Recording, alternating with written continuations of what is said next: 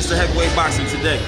Hey, what's up, man? This is Chris, the Nightmare Ariel, and you're watching Mr. Boxing today. Heavyweight boxing fans, what's the deal? All right, man. Want to give my quick opinion about the heavyweight fights yesterday. Let me start with the because there was a card on ESPN, the Ajagba card. Then there was a fight on I think it was on the fight app, the Fight TV app or whatever.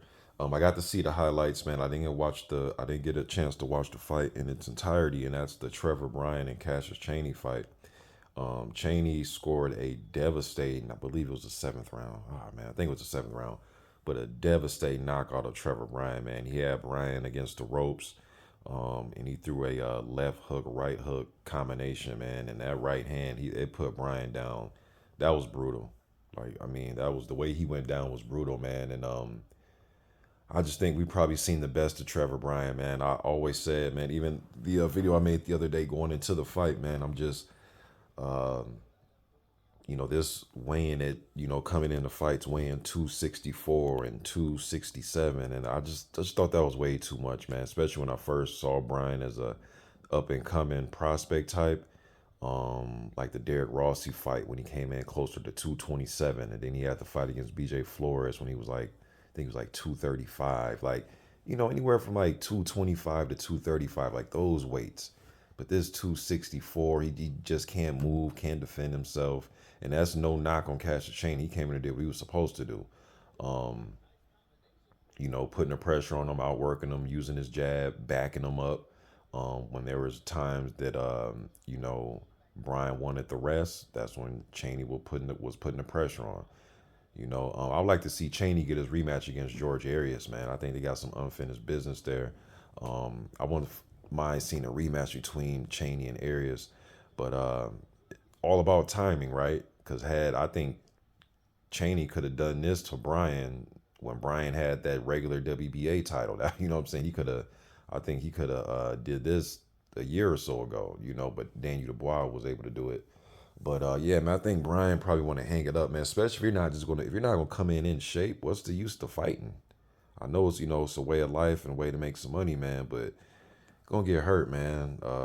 Coming in, out of shape. That's one thing about heavyweights. I love the division, but these guys don't have to make weight, so they come in, they balloon up, and they stay. And I'm not saying Bryan. I didn't hear him say this, but I've heard heavyweights come in out of shape, and they'll have an excuse for it. Oh, I want to come into this fight a little bit heavier to take the punch better, or I came in a little bit heavy so I can match the physicality of my opponent. And to me, man, just being an outsider, somebody that's been watching boxing since the 80s, I say, man, you come in at the weight that you're going to be physically fit.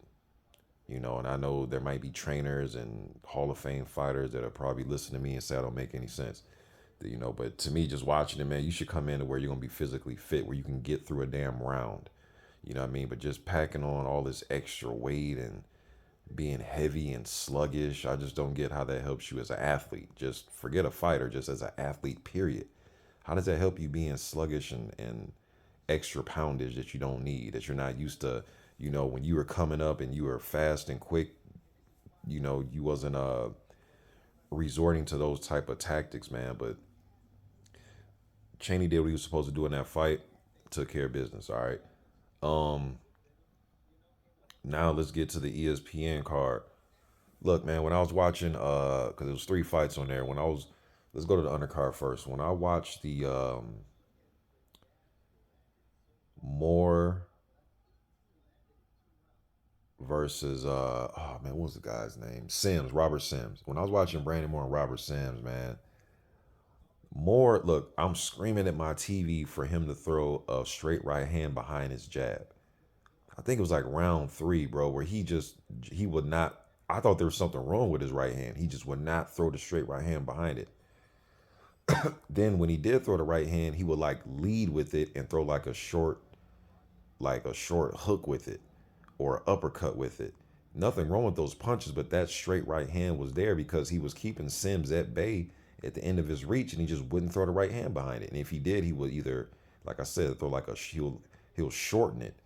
And I'm like, dude, throw the long right hand, like screaming at my TV. Then finally, was it the 4th round he got the knockdown? 4th, I forget what round, man. But Then he finally throws the right hand. He threw it at a downward angle because Sims was ducking down, but he still threw it like it was straight, like like a straight right hand, and he clipped him and he dropped Sims. Then Sims got back up. He was hurt too, man, and Moore couldn't. Moore couldn't stop the. He couldn't finish the fight. He couldn't get him out of there. Sims is a tough dude. He's never been stopped. He got some, split decision losses and majority decision losses. So he's not some easy guy to just knock out like that. But towards the end, man, Sims was like the eighth round. Yeah, the final round, started spitting out his mouthpiece on purpose and trying to buy time, doing little veteran little tricks, man. But Moore after the knockdown, man, he kind of just coasted. He kind of just coasted and just rode the wave, and he didn't try to up his offense or start the triple up the jab and try to place combinate. He just kind of just coasted and went with the flow. Now you got the win, right? You don't go out there, put your chin up in the air and do something stupid. But I thought he could have at least tried to press on the gas a little bit in that fight, man. As far as the pace of the fight, and he just didn't do it, man. But that I think that straight right hand is going to be key because this is the guy that's coming from another sport, right? Like a lot of these guys, Dominic Brazil, Deontay Wilder, it goes on and on. Especially these American guys, man. They come from basketball, and football. There's nothing wrong with that, But I still think that he's still learning that I should stay on my keep my jab pumping and throw that straight right hand behind it. I just think the more the people that train him work with him more, and get him to have that boxer's muscle memory, to just automatically do that. It shouldn't even be a thought. And those are guys that's been fighting. Guys like that, like the Andy Ruiz type, those are the guys that can run off quick and fast combinations because it's just muscle memory to them. He's been, Ruiz was fighting when he was 8, 9 years old in amateur. Coming up as a kid. So sometimes when these older guys come from different sport, they just don't have that muscle memory, that jab, jab, straight right hand right behind it. You know what I'm saying? Like they just don't have that muscle memory. But athletic guy, just thought he should have went with that straight right hand more. But he was out working Sims on the inside and taking care of business in the fight, man. But want to see more of him. He improved to 13-0. But he definitely is going to, I'm not even sure he's ready for like the Jonathan Rice types yet. I still think he needs some journeyman level fighters. Sims was a good, solid test for him. Maybe like a Craig Lewis or, something like that. Maybe a Michael Polite Coffee. Maybe he needs to step up and, hell, maybe fight a Jonathan Rice, if it's there and the opportunity's there. So let me take that back. But yeah, man, I want to see more Brandon Moore. But he got the size, he talks a good game. So I want to see more of him. Another heavyweight card was the Antonio Mireles, the big 6'9" southpaw, taking on Skylar Lacy, who was undefeated as well. And I thought a draw was warranted in that fight because, man, Mireles came out respecting the hell out of Lacy. I don't know if it was just because he's undefeated, and I get it. You got another, up and coming guy that's undefeated that has a big right hand that wants to knock your head off. You're not gonna go in there and do nothing stupid. But he was showing Lacy a lot of respect, man. And Lacy was, popping the jab from the hip. He was doing a lot of holding, hitting, and holding, hitting, and holding. But that's for Mireles to get him up off of him, to work on the inside and let his hands go, and he wasn't able to do it. But I thought the draw was good because, like I said, Mireles was showing him a lot of respect, and Lacy started getting tired in that fight. He was using his jab, trying to find little sneaky right hands here and there. He was fighting in spurts, and Mireles didn't take advantage of it. He kind of allowed Lacy to fight in spurts, and then when Lacy was done throwing, then here comes Mireles with his offense, and he was trying to pick his spots here and there. He just wasn't being aggressive enough. I know majority of his knockouts in his young career came in the first 2 rounds, but he wasn't. He didn't. He was just showing a lot of respect, man. He showed Lacy a lot of respect. And I thought a draw was cool, man. I thought it was cool. Neither guy stepped on the gas. There was even a time where Lacy came back to the corner and he was telling his corner that he was tired. And former fighter, former world champion Bones Adams was like, man, I don't care if you're tired or not. Trying to just motivate him and hype him up. You know what I mean? But I thought a draw was cool in that fight, man. Then the main event, Ajagba versus Goodall. Ajagba came out pumping that jab to the body, man, trying to show different angles. And when he got Goodall hurt, he started putting a beating on him. He started, I thought Tony Weeks kind of stopped the fight a little early, but Ajagba started finding a home for that right hand. He was setting it up with his jab, keeping responsible defense.